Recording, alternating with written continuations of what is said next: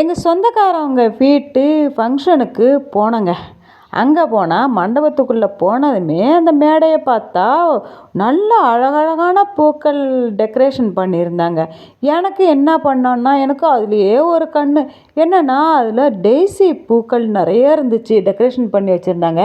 ஆனால் வேறு இல்லை, அதை பூக்கள் மட்டும் ப்ளூ கலரில் இருந்த பூக்கள் எல்லாம் என்ன பண்ணியிருந்தாங்கன்னா அதில் டெக்கரேஷனுக்காக வச்சுருந்தாங்க.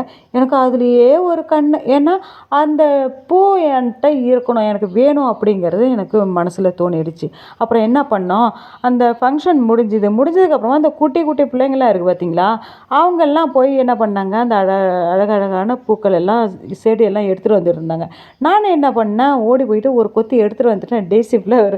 வீட்டுக்கு வந்துட்டு நம்மக்கிட்ட ஃபங்கி சைடு இருக்குல்ல, ஃபங்கி சைடு பூஞ்சை கொல்லி, அந்த பூஞ்சை கொல்லி அதை வச்சு அந்த பவுட்ரு மாதிரி இருக்கும், அதை வச்சு அந்த கட்டிங்ஸ் நம்ம அந்த மண் உதிரி உதிரியாக இருக்கிற மண்ணில் நம்ம சாப்பு வச்சு அந்த ஃபங்கி சைடை வச்சு நட்டு வச்சோன்னு வைங்களேன், நமக்கு ஏதாவது ஒரு கட்டிங்ஸாவது வருங்கிற நம்பிக்கையில் நானும் நட்டு வச்சுருக்கிறேன். பார்க்கலாம் வருதான்னு.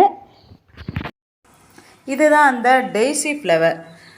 ஐயோ, இது இப்போது நீல கலரில், இதுதான் ஒரிஜினல் கலரு. இப்போது கிட்ட வர்றதும் என்னமோ ப்ளூ கலரில் தெரியுது.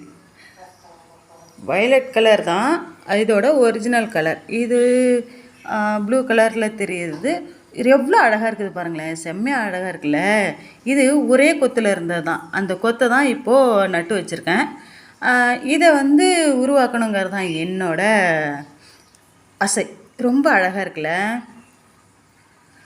இது என்னோட இந்த டீப்பாய் மாதிரி இருக்குல்ல, அதில் வச்சுருக்கோம், குட்டி உப்பு டப்பாவில் பீங்கான் டப்பா. இது டெக்கரேஷனுக்காக எடுத்து வச்சாச்சு.